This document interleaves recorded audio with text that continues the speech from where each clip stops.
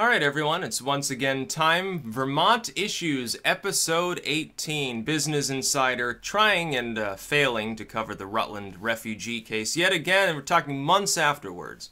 They decide to dig this back up, and they make the same mistake that people made at the time, which is saying, oh, well, it pitted the people of Rutland against one another. They were so angry, they were at each other's throats.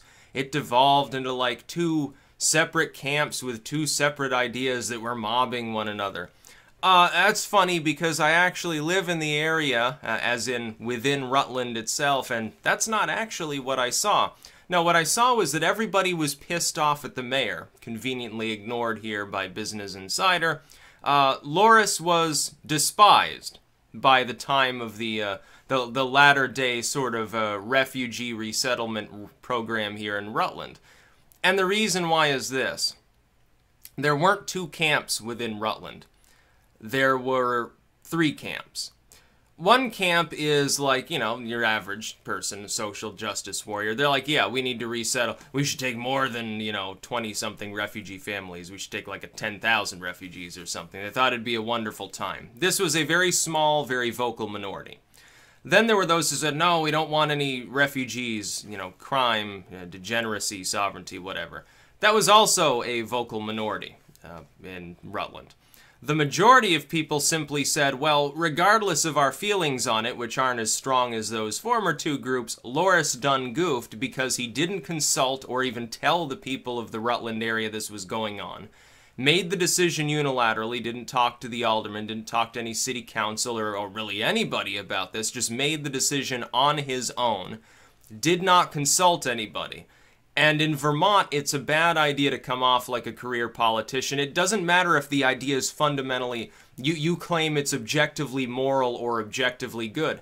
Doesn't matter, you still consult people about that. If the idea is good, it will stand on its own merits. It should be at least be debated by any council or group that may apply that represents the people of your community, the constituents that voted you into power in the first place.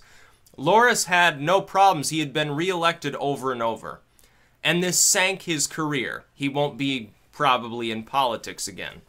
And this is, by the way, and this is, more evidence of what I'm saying here with regards to what actually went on.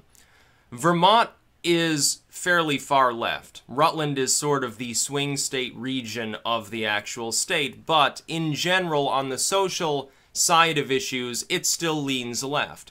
And yet Loris, who has this glowing, supposedly far left idea for Rutland, gets kicked out because of this.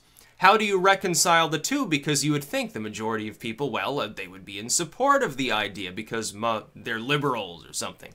And it didn't happen. He got completely crushed. Why did he get crushed? Because he didn't consult people.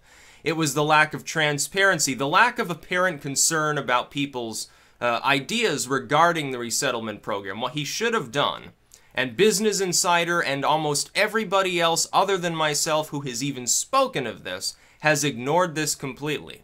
What he should have done is let people know, number one, this is a suggestion that's on the table.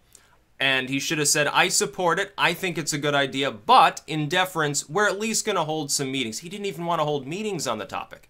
He didn't want to explain why he thought it was a good idea. Now, if he had come up before the people of Rutland and said, this is why I think this is a good idea, he probably would have been reelected. Whether or not the idea carried, even if he had to ram it through unilaterally as he tried to do anyway, and said, the council opposes it, and he's like, well, I disagree and I'm going to do this, at least he would have told people beforehand that he had the idea, and he would have been open to their remarks on the idea. Then he could counter-debate them.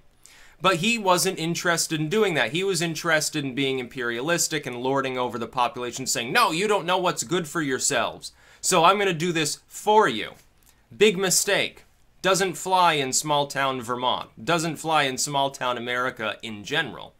And so he looked around and apparently, and I think this is the sense that people got when they voted against him, that he was looking at them like uncultured, unwashed rubes, peasants to be lorded over. That's why he got kicked out.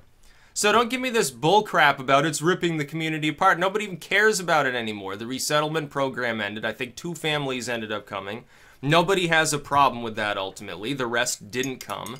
Trump won the election. Loris, I don't think, was counting on that. I think in his short-sighted mind, he expected Clinton to win, and he's like, well, we're going to get a jump start on it because we're going to end up with, you know, 1 million extra refugees. Rutland might as well take a bunch because then, you know, economic reasons, which would never materialize. It would actually alienate the people in the community. That's what would have happened.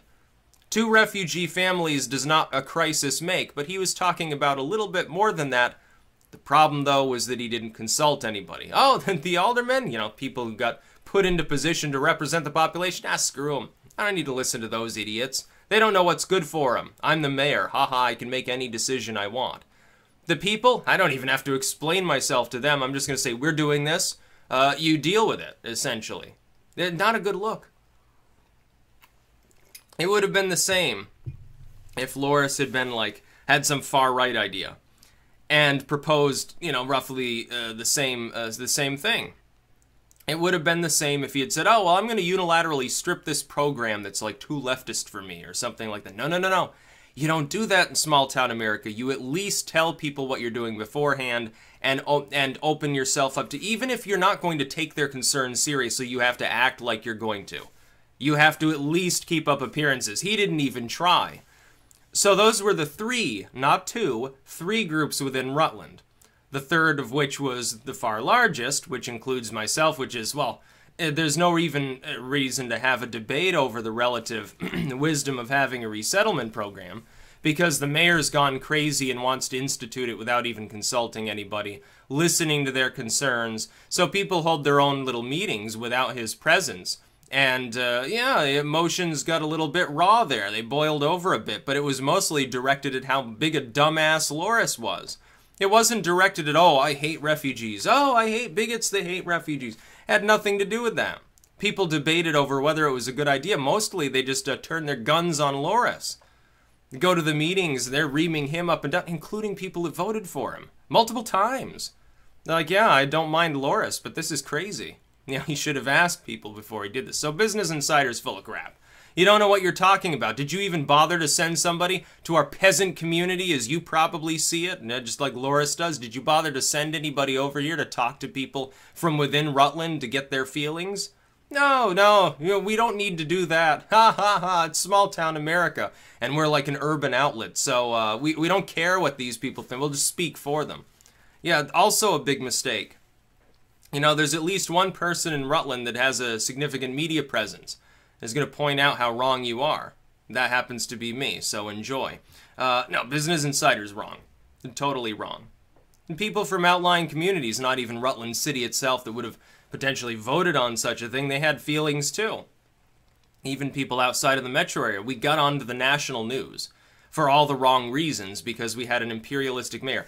People from outside of Vermont had strong feelings one way or the other about this community and projected that off as though that was the main issue here. The main issue here was transparency with our mayor, not the refugees themselves.